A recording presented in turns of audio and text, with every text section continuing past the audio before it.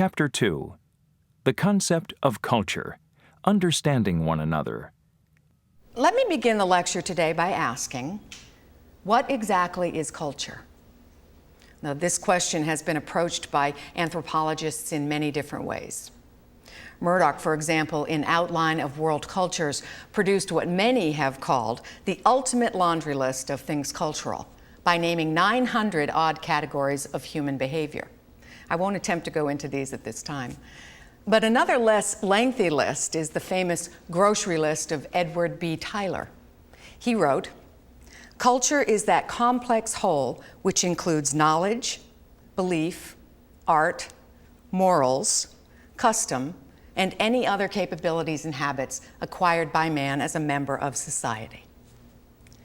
Now, another definition of culture that many find useful is the totality of learned socially transmitted behavior.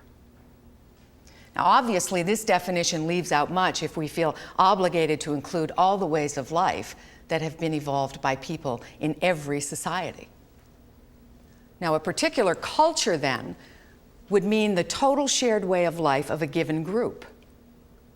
This would include their ways of thinking, acting, and feeling, as reflected in their religion, law, language, art, and customs, as well as concrete things such as houses, clothing, and tools. Cultural anthropology is the study of cultures living and dead.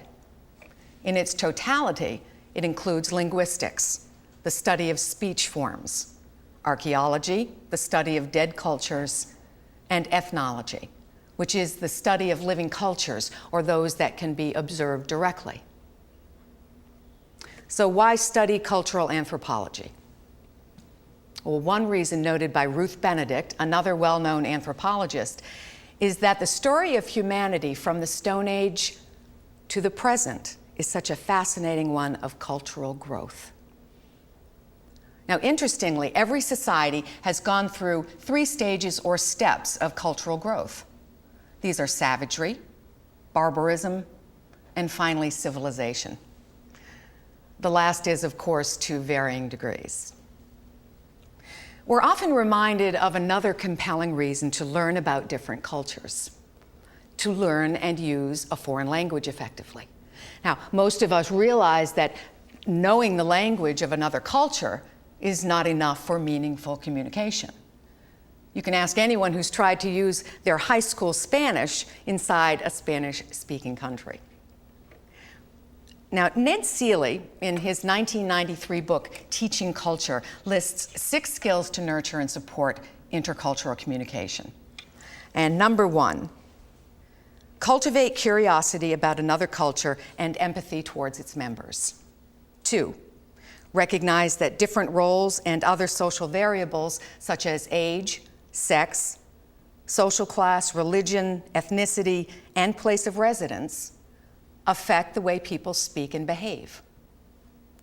Number 3, realize that effective communication requires discovering the culturally conditioned images of people when they think, act, and react to the world around them. Number 4, recognize that situational variables and conventions shape people's behavior in important ways. Number 5, understand that people generally act the way they do because they're exercising the options their society allows for satisfying basic physical and psychological needs. And finally, number 6, develop the ability to evaluate the truth of a generalization about the target culture and to locate and organize information about the target culture from books, mass media, people, and personal observations. Now, culture and society must coexist. Without living together, people cannot create a culture or a way of life. If a group or society is small, isolated, and stable, it might also share a single culture. For example, think of the Tassidae, allegedly a Stone Age people in the Philippine rainforest who were discovered by anthropologists back in 1971. A side note is that due to their supposed isolation, they had no weapons or known words in their language for enemy or war. Now, in your reading after the lecture, you'll learn more about the Tassidae and the controversy surrounding them up to the present time.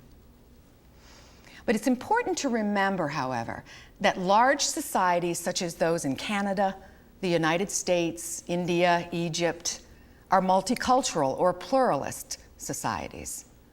They also tend to have many subcultures. In the long history of human life, multiculturalism is a fairly recent phenomenon. Those of us in multicultural environments must remember that discovering similarities among people from different cultures is as important as identifying differences. For example, in classrooms on just about every university campus in the world, we find students from many different social and ethnic backgrounds. Now, what are some of the universals that you and other international students have all experienced in your earlier educational life? One common universal is that all cultures use rewards and punishments to encourage correct behavior. Another example is that societies withhold certain information from the young. Now, this might include faults in our leaders or sexual taboos.